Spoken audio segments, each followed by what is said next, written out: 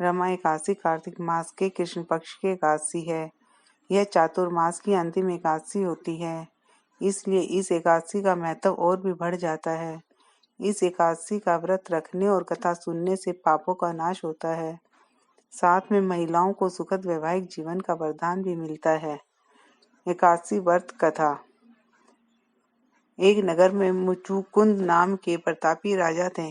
उनकी चंद्रभागा नाम की एक पुत्री थी।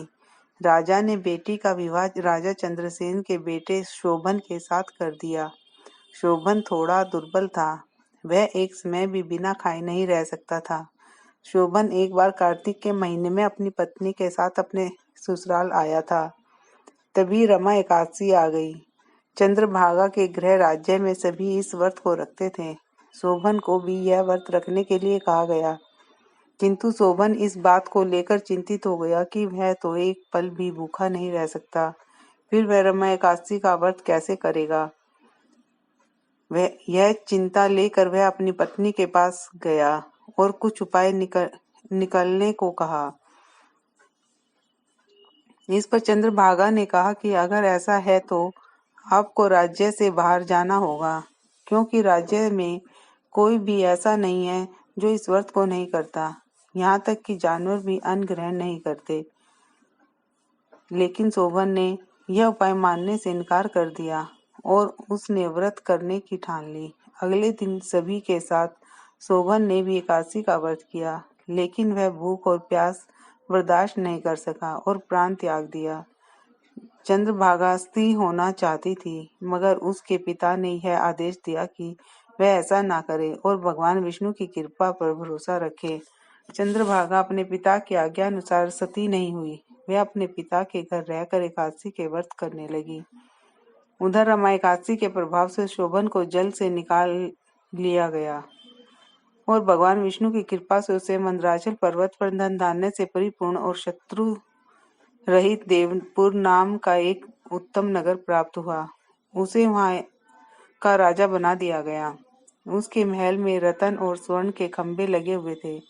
राजा शोभन स्वर्ण और मणियों के सिंहासन पर सुंदर वस्त्र और आभूषण धारण किए हुए बैठा था।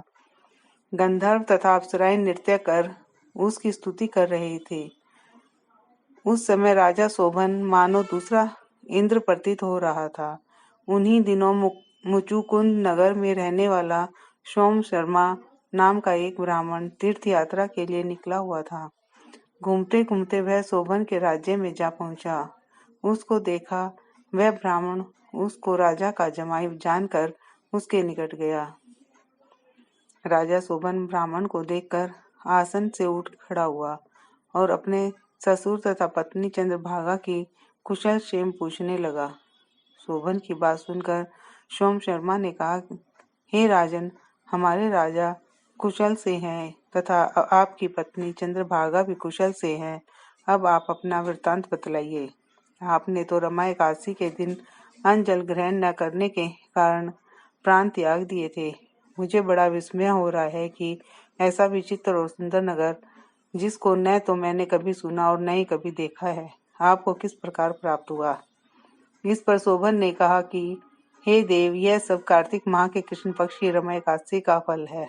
इसी से मुझे यह अनुपम नगर प्राप्त हुआ है, किंतु यह अस्थिर है। शोभन की बात सुनकर ब्राह्मण बोला, हे राजन, यह अस्थिर क्यों है और स्थिर किस प्रकार हो सकता है, सो आप मुझे समझाइए। यदि इसे स्थिर करने के लिए मैं कुछ कर सका तो वह उपाय मैं अवश्य ही करूंगा।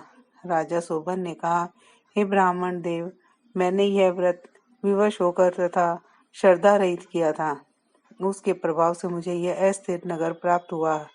परंतु यदि तुम इस वृत्तांत को राजा मुचुकुंद की पुत्री चंद्रभागा से कहोगे तो वह इसको स्थिर बना सकती है। राजा शोभन की बात सुनकर ब्राह्मण अपने नगर को लौट आया। उसने चंद्रभागा के सारा वाक्य सुनाया। इस पर राजकन्या चंद्रभागा बोली, हे ब्राह्मण देव, आप क्या वह सब दृश्य प्रत्यक्ष देख कर आए हैं या अपना स्वप्न कह रहे हैं। चंद्रभागा की बात सुनकर ब्राह्मण बोला, हे राजकन्या, मैंने तेरे पति शोभन तथा उसके नगर को प्रत्यक्ष देखा है, किंतु वह नगर अस्थिर है। तू कोई ऐसा उपाय कर जिससे कि वह स्थिर हो जाए। ब्राह्मण की बात सुनकर चंद्रभागा बोली, हे ब्राह्मण देव, आप मुझे उस नगर में ले चलिए। मैं अपने पति को देखना चाहती हूँ। मैं अपने व्रत के प्रभाव से उस नगर को स्थिर बना दूंगी। चंद्रभागा के वचन को सुनकर वह ब्राह्मण उसे मंदराचल पर्वत के पास वामदेव के आश्रम में ले गया।